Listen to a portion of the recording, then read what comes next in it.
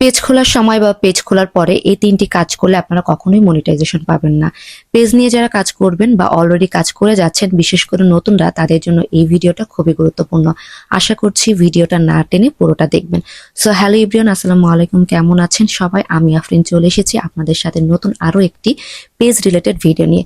Facebook day by day এখন অনেক বেশি পরিমাণে আপডেট হয়ে যাচ্ছে। সেক্ষেত্রে তিনটা ভুল আপনারা এখন থেকে শুরু করে সামনে কখনোই করবেন না। আর যদি করেও থাকেন তাহলে আজকের ভিডিওটা দেখে অবশ্যই কারেকশন করে নেবেন। নাম্বার 1 হচ্ছে পেজের নাম। পেজ খোলার সময় সবার প্রথমে আমাদের দরকার হয় একটা নাম, আর এই নামটাই ফেসবুকের কমিউনিটি গাইডলাইন।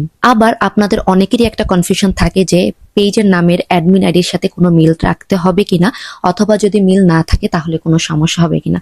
আসলে মিল থাকলেও কোনো সমস্যা নেই, মিল না থাকলেও কোনো সমস্যা হবে না।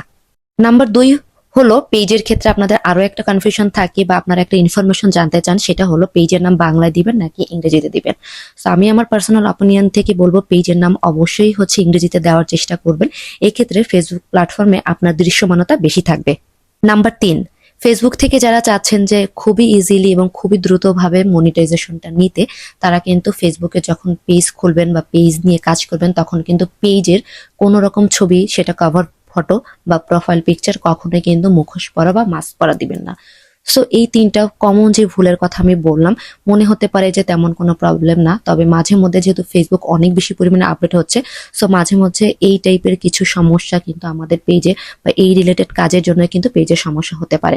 সো আশা করছি এই টাইপের ভুলগুলো কেউ করবেন না, এবং এইগুলো যদি করে থাকেন এখন থেকে কিন্তু এগুলো চেঞ্জ করার ট্রাই করবেন ইনশাল্লাহ। তাহলে কিন্তু আপনাদের মনিটাইজেশনটা খুবই তাড়াতাড়ি পেয়ে যাবেন। এছাড়া আপনাদের পেজে অনেক বেশি পরিমাণে অ্যাক্টিভ থাকতে হবে এবং অবশ্যই কিন্তু আমাদের অর্গানিক ভাবে কাজ করে যেতে হবে। সো ভিডিওটা ভালো লাগলে অবশ্যই লাইক কমেন্টস করে পাশে থাকবেন, আর নেক্সটে কোন টাইপের ভিডিও দেখতে চান অবশ্যই কমেন্টস করে জানাবেন। আমি যেহেতু আমাকে প্রায়ই মনিটাইজেশন সংক্রান্ত অনেক আপুরা নক দিয়ে থাকেন, তবে ব্যস্ততার জন্য কিন্তু আমি আপনাদের প্রবলেমগুলো সলভ আউট অনেক ক্ষেত্রে অনেক সময় করে দিতে পারি না। সো এখন থেকে চেষ্টা করব এবং পেজ রিলেটেড এরকম টুকিটাকি ইনফরমেশন আপনাদের দিতে, তাহলে কিন্তু আপনারা আপনাদের ভুলগুলো বা কিভাবে আপনারা উপকৃত হবেন সেই জিনিসটা খুব ভালোভাবে বুঝতে পারবেন। সো ভালো থাকেন, আসসালামু আলাইকুম।